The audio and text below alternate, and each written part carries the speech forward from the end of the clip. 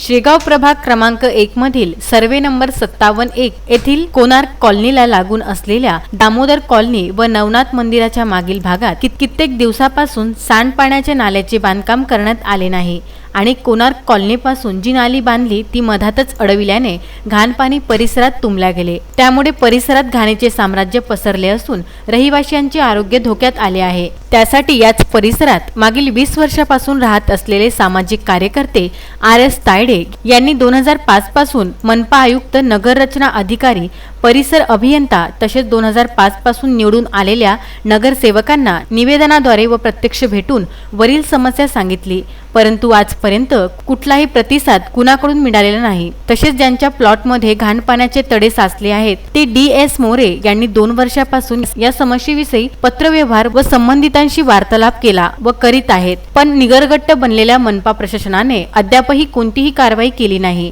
जर या प्रकरणी न्याय न मिळाल्यास आंदोलन छेडण्यात येईल असा इशारा परिसरातील रहिवासी RS तायडे, DS मोरे, रमेशराव ठवडी व इतरांनी दिला आहे। सोबतच ज्यांनी नियमबाह्य सांडपाण्याची नाली मधात अडविली त्यांच्यावर आणि त्यांना पाठबळ देणाऱ्या परिसर अभियंतावर उचित कारवाईची मागणी करण्यात आली आहे।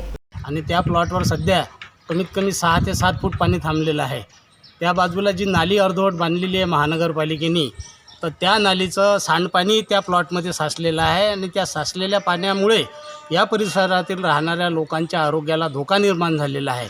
हा प्रश्न सुटावा म्हणून महानगरपालिकेच्या निवडणुकीच्या वेळेस आता सध्या निवडून आलेले जे नगरसेवक आहेत तर यांनी हे आम्हाला आश्वासन दिलं होतं की आम्ही हे काम तुम्हाला प्राधान्यानं करून देऊ म्हणून, परंतु आता त्यांचं तोंडसुद्धा इकडे दिसत नाही। या विषयासाठी हे पाण्याचा विल्हेवाट लागावं, हे नाळी जे थांबवलेली आहे ती पूर्ण व्हावी आणि पाणी इथं साचू नये आणि हा आमच्या ज्या अडचणी आहेत दूर व्हाव्या म्हणून महानगरपालिकेबरोबर प्रशासनाबरोबर गेल्या 5-6 वर्षापासून सतत पत्रव्यवहार सुरू आहे, परंतु याकडे जातीनं कोणीही लक्ष दिलं नाही, या विषयाचं गांभीर्य कोणी घेतलेलं नाही।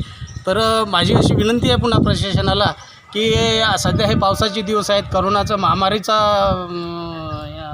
हे रोगराई पसरलेली आहे, तर अशा परिस्थितीमध्ये प्रशासनाने ही याकडे लक्ष देऊन ही जी काही अडलेलं काम आहे, नाली अडवलेली आहे ती पूर्णत्व करून आमची जी समस्या आहे ती सोडवावी।